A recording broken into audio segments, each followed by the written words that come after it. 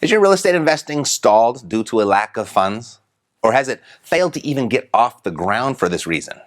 If that's the case, you are not alone. But there's good news here. Most people think that they have a money problem when in actuality, all they have is an idea problem. If you've watched any of my videos lately, you know how I feel about other people's money. The truth is, there is no lack of funding. So I've got 2 creative ideas for you that can get your real estate investing back on track or out of the gate faster than you can say, no money needed. One of them is a creative source shared with me by my students. Imagine that. My students taught me something that has improved the results of my own real estate investing. And right there lies a valuable lesson.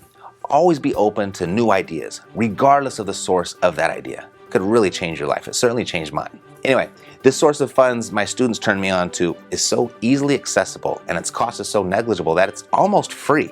Well, almost free when it compared side by side with the traditional sources of money available like banks and hard money, private money, stuff like that.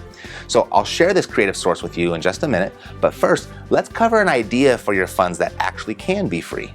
Source number 1, your creativity. Your creativity can be a bigger financial resource than actual money, to the point where you don't even need money or access to bank loans. That's right, no need for money or credit, just words and imagination. And the seller of the property you want to buy may be the perfect financier if you're creative enough to look for that option. In fact, you should always look to the seller to provide financing for your deal first, as opposed to getting a conventional loan or tapping into friends and family. It's the first place you should look, and it's the best place. First, because getting seller financing can be really easy, and I like easy. Best, because using seller financing can be really easy. Did I mention I like easy? Typically, this is referred to as seller financing or seller carryback. And I've come to discover over the years that there are endless ways to creatively finance a deal using the seller's money. So there's 3 things that you need to know to make this work. 1, what does the seller need and when do they need it? 2, how much does the seller owe on their property? And 3, are the seller's payments current? Once you've got answers to those 3 questions, you can get to work massaging price and terms to see how they can help you help them. So to prepare you, I've put together 3 real-world seller financing scenarios that you're most likely to encounter. All right, so scenario number 1, free and clear properties. This is where they own the properties free and clear. And if they own it free and clear and they're open to seller financing, then that's an easy deal, right? But wait, why would someone want to take payments instead of cashing out? Why would they want money over time instead of getting all their money right now? Well, maybe they don't want to be landlords, but they like the cash flow.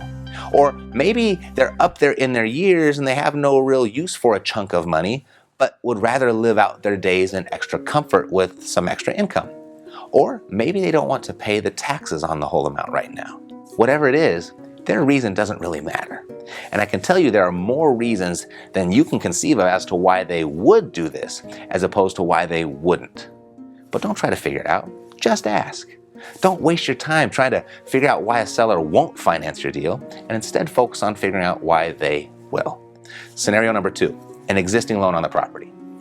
So the properties that you come across are not always going to be owned free and clear. If there's a loan in place, don't complicate it. Just leave the loan there and transact what is known as a subject to deal. Subject to means you take ownership subject to the existing loan. And at the end of the transaction, you're on title, but the loan remains in the seller's name. Essentially, you've become their loan sitter. You make the payments on time and in full, and from there, you're free to flip the property and pocket the profit, or you could rent it out and hold on to it for your own cash flow. So again, why would a seller let you be on title while they're still responsible for the loan? Remember, don't try to figure out why they won't, but rather focus on why they will. Get out of your own way and don't get caught up negotiating in your mind on the seller's behalf. That's their job. You do yours. All right, scenario number 3, an existing loan and then some.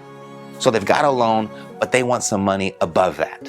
In those cases, look to the seller again and present them with the option to carry back an additional loan. If they agree, you can either keep the loans separate and you can pay the bank and you can pay the seller separately, or my preference is to wrap them all up into one loan using a third-party servicing company who then distributes the payments to each lender accordingly. It's tidier, it's simple, I think it's safer. So if after you've accessed all the funds the seller can provide, then you may actually need to bring some money to the table to close the deal. My clients and students have been finding this to be probably the most common scenario. So even with the most creative seller financing structures you can conjure up, it's a common occurrence where you'll need some money. But it doesn't have to be your money. And I'm referring to that almost free source of money that I mentioned earlier.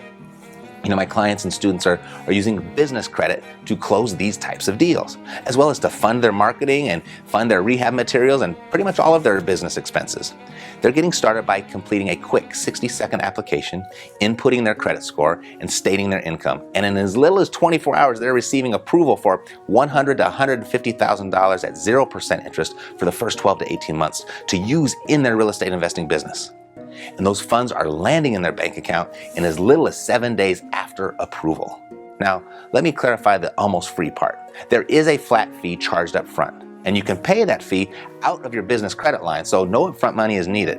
And when you take into consideration the 0% interest rate and the average loan amount, my clients and students are paying in the ballpark of 2 to 3.5% for these funds.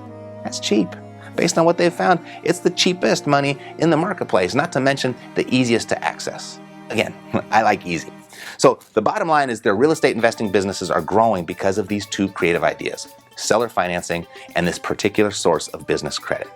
See, it's never a money problem, merely an idea problem. I'll be back soon with more creative ideas, but in the meantime, start asking the seller of every deal you come across to carry back some or all of the financing. And check out this source of business credit and get access to these cheap and easy funds while they're still available.